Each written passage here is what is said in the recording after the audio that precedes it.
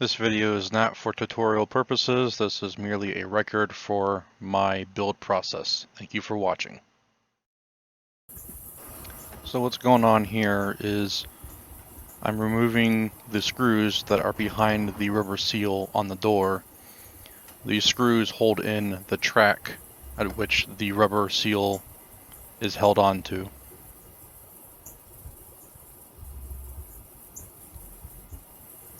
I am currently against a pole and I do not have a lot of room to open up the door on this side. So getting the screws towards the A-pillar are a bit difficult.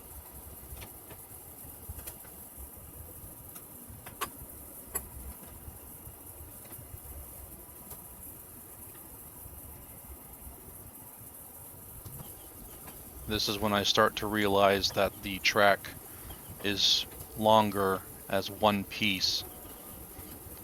At this point, I am unclipping the trim piece on the windscreen side. I locate the last screw, take that out, and then I start to work the track loose, which at this point is held on with 30 years of environmental muck.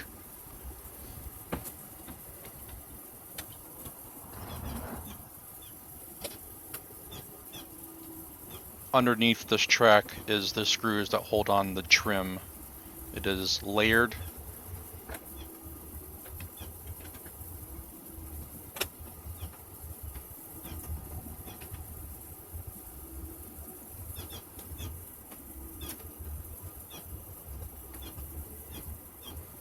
At this point, I'm trying to pull it off, and I start to accidentally rip the rivets instead of pulling the track off.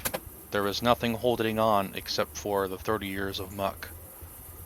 What ends up happening is I notice the rivets are being pulled out, so I manually take a screwdriver and help loosen the bond between the A-pillar and the trim piece.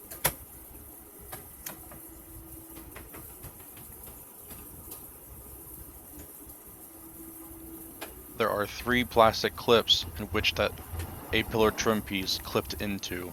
There are screws in there holding them in place, on top of them being clipped in by 2 side clips.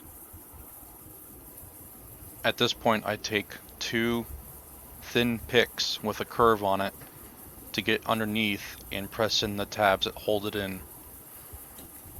There are 3 of them, the blue ones at the top and the 2 ones both in the middle and bottom are yellow.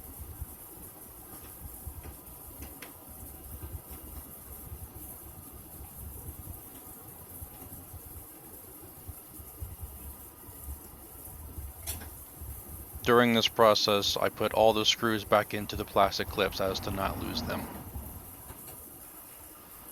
The top trim piece is literally just clipped in.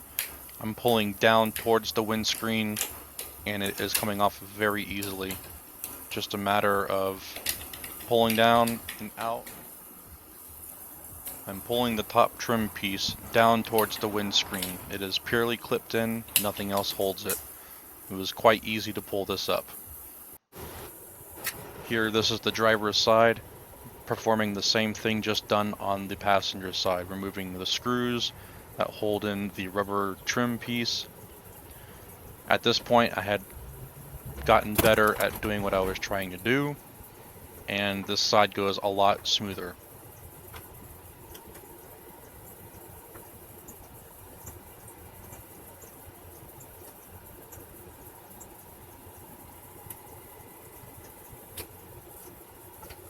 Out comes the trim piece, and now I'm able to access the 2 screws that hold on the A-pillar bezel.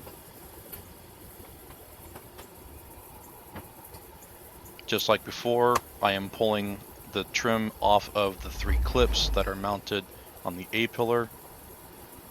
Knowing where they're at makes it easy, however this side did give me some trouble. Learning from my mistake before, I pry between the A-pillar and the trim piece before I cause any issues ripping the rivets out. Same process as before, remove the screws in all 3 clips and work at it with a couple of picks on each side, top and bottom, right where the screw went through, and work it up, and eventually they come out. I don't know if I can get replacements for these clips, so I made sure to be careful.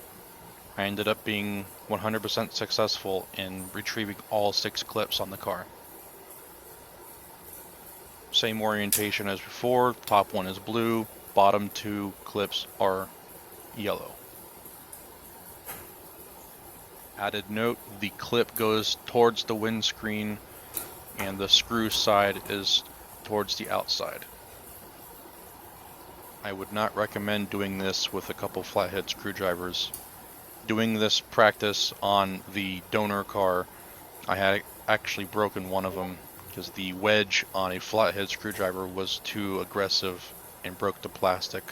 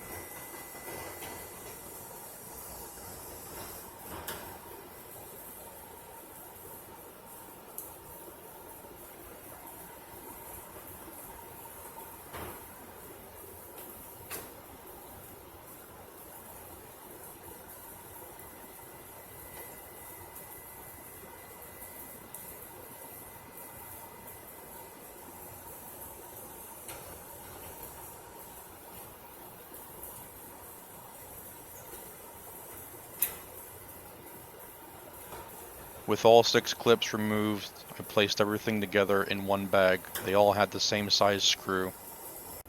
Here we move on to the inside. I am making clearance for getting access to the butyl tape on the inside of the vehicle. Remove the trim pieces on the A-pillars both sides, and then the rubber strip on the front.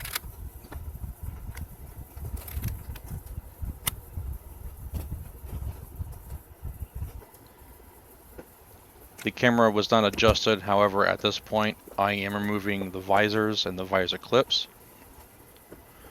This is to help allow me to move the headliner down to give me clearance on top. I did not want to remove the whole headliner, as I only needed about an inch of clearance to make the cut.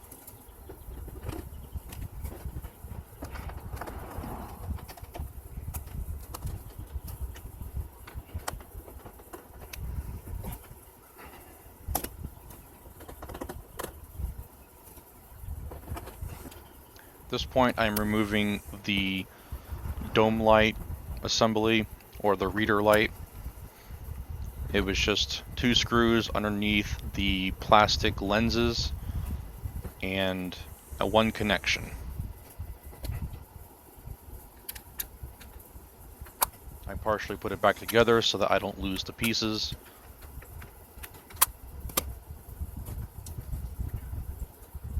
Take the 2 side access pins and remove the plastic that is covering the screw for the rear view mirror. After that, it's just 3 screws.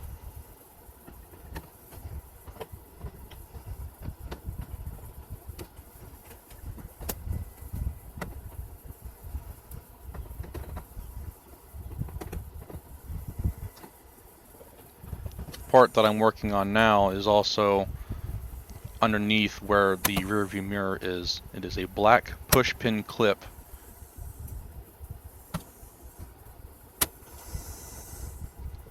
The push pin was very aggressive to get out. I could not pull it out with any of my side pins, screwdrivers, so I ended up going in with a trim removal tool. Here I start cutting into the butyl tape with a sawzall. I did take the Sawzall blade and run it against a grinder to take off the staggered edge.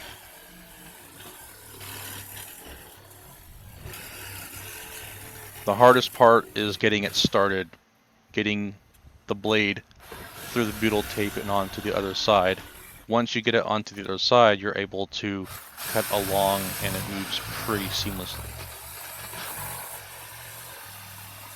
During the cutting process, I did end up cracking the windshield in a few places. However, that was not a huge concern for me, as I planned on using a windshield replacement service to put a new windshield in after I convert the vehicle.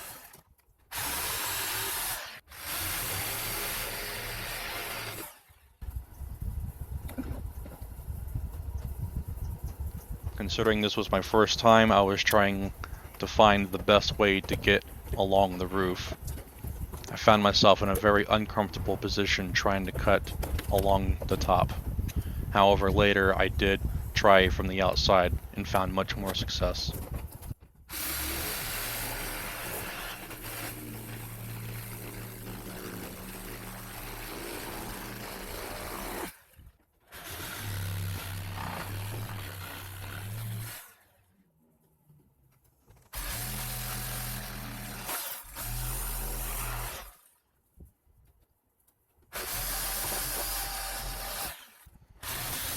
Shot from the driver's side, I am now working on the passenger side butyl tape.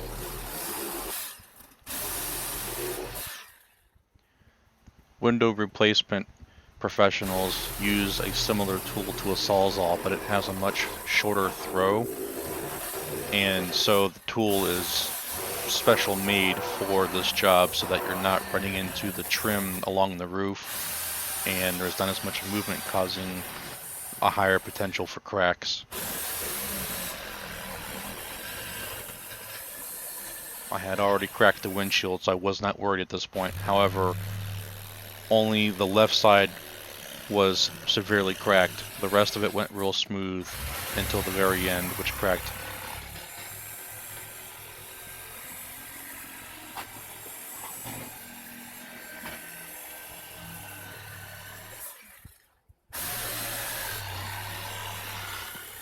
At this point, the windshield was free except for a little bit on the left side.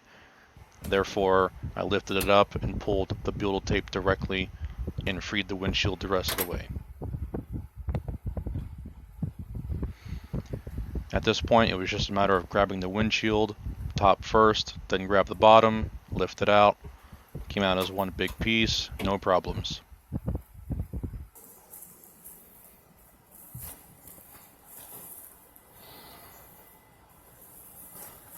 Here's the windshield after it's been cut out. As you can see, here's the cracks. Again, I'm not worried about it. I'm planning on getting a new windshield when I'm done with this project. There is the sedan in which I'm converting to right-hand drive. And here is the wagon at which is the donor car. It is already right-hand drive from the factory, but is in extreme poor condition.